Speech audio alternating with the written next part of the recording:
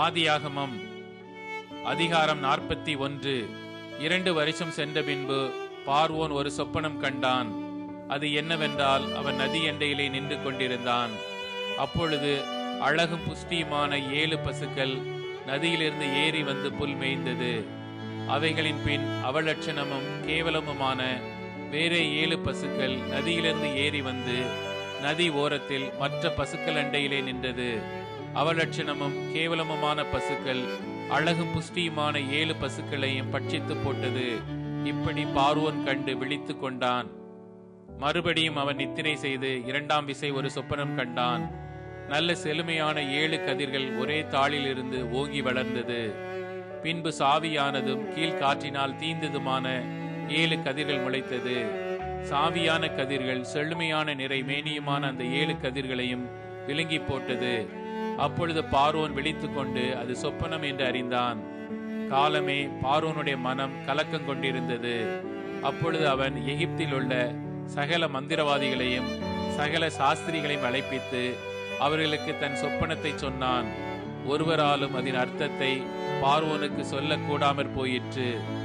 அப்பொழுது பான பாத்திரக்காரரின் தலைவன் பார்வோனை நோக்கி, நான் செய்த குற்றம் இன்றுதான் என் நினைவில் வந்தது. பார்வோன் தம்முடைய ஊழியக்காரர் மேல் கடும் கோபம் கொண்டு என்னையும் சுயம்பாகிகளின் தலைவனையும் தலையாரிகளின் அதிபதி வீடாகிய சிறைச்சாலையிலே வைத்திருந்த காலத்தில் நானும் அவனும் ஒரே ராத்திரியிலே வெவ்வேறு பொருள் கொண்ட சொப்பனம் கண்டோம். அப்பொழுது தலையாரிகளின் அதிபதிக்கு வேலைக்காரனாகிய எபிரேய பிள்ளையாண்டான் ஒருவன் அங்கே எங்களோட இருந்தான். அவனிடத்தில் அவைகளை சொன்னோம். அவன் நாங்கள் கண்ட சொப்பனங்களுக்குரிய வெவ்வேறு அர்த்தத்தின்படியே எங்கள் சொப்பனத்தின் பயனை சொன்னான். அவன் எங்களுக்கு சொல்லிய அர்த்தத்தின்படியே நடந்தது. என்னை திரும்ப என் நிலையிலே நிறுத்தி அவனை தூக்கி போடுவித்தார் என்றான். அப்பொழுது பார்வோன் யோசேப்பை அழைப்பித்தான். அவனை தீவிரமாய் காவல் கிடங்கிலிருந்து கொண்டு வந்தார்கள். அவன் சவரம் பண்ணிக்கொண்டு வேறு வஸ்திரம் தரித்து பார்வோனிடத்தில் வந்தான். பார்வோன் யோசேப்பை நோக்கி, ஒரு சொப்பனம் கண்டேன், அதன் அர்த்தத்தை சொல்ல ஒருவரும் இல்லை. நீ ஒரு சொப்பனத்தை கேட்டால் அதன் அர்த்தத்தை சொல்லுவாய் என்று உன்னை குறித்து நான் கேள்விப்பட்டேன் என்றான். அப்பொழுது யோசேப்பு பார்வோனுக்கு பிரதியுத்தரமாக, நான் அல்ல, தேவனே பார்வோனுக்கு மங்களமான உத்தரவு அருளி செய்வார் என்றான்.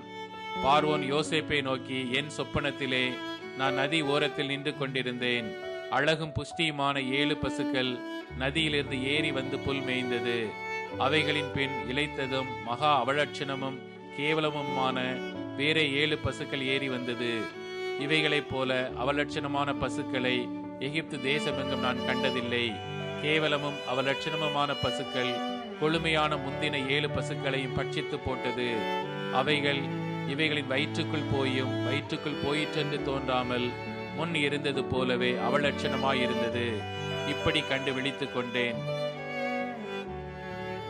பின்னும் நான் என் சொப்பனத்திலே நிறைமேனியுள்ள 7 நல்ல கதிர்கள் ஒரே தாளில் இருந்து ஓங்கி வளர கண்டேன். பின்பு சாவியானவைகளும் கீழ்காற்றினால் தீந்து பதறானவைகளுமான 7 கதிர்கள் முளைத்தது.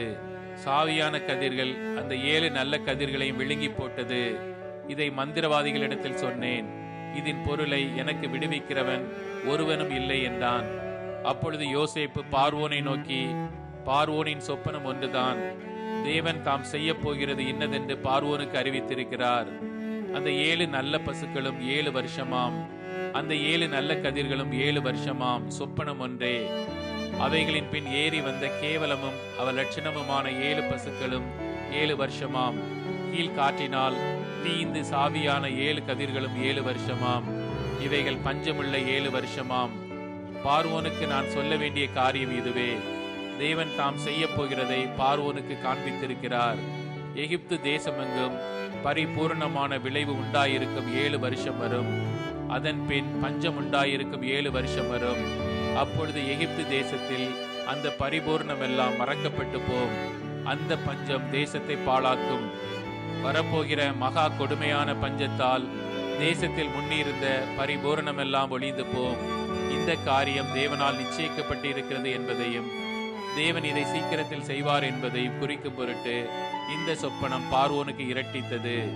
ஆகையால் விவேகமும் ஞானமும் உள்ள ஒரு மனுஷனை தேடி அவனை எகிப்து தேசத்துக்கு அதிகாரியாக பார்வோன் ஏற்படுத்துவாராக. இப்படி பார்வோன் செய்து தேசத்தின் மேல் விசாரணைக்காரனை வைத்து பரிபூர்ணமுள்ள 7 வருஷங்களில் எகிப்து தேசத்திலே விளையும் விளைச்சலில் 1/5 வாங்கும்படி செய்வாராக. அவர்கள் வரப்போகிற நல்ல வருஷங்களில் விளையும் தானியங்களை எல்லாம் சேர்த்து பட்டணங்களில் ஆகாரம் உண்டாயிருக்கும்படிக்கு பார்வோனுடைய அதிகாரத்துக்குள்ளாக தானியங்களை பத்திரப்படுத்தி வைத்து வைப்பார்களாக. தேசம் பஞ்சத்தினால் அழிந்து போகாதபடி அந்த தானியம் இனி எகிப்து தேசத்தில் உண்டாகும் பஞ்சமுள்ள 7 வருஷங்களுக்காக தேசத்திற்கு ஒரு வைப்பாய் இருப்பதாக என்றான்.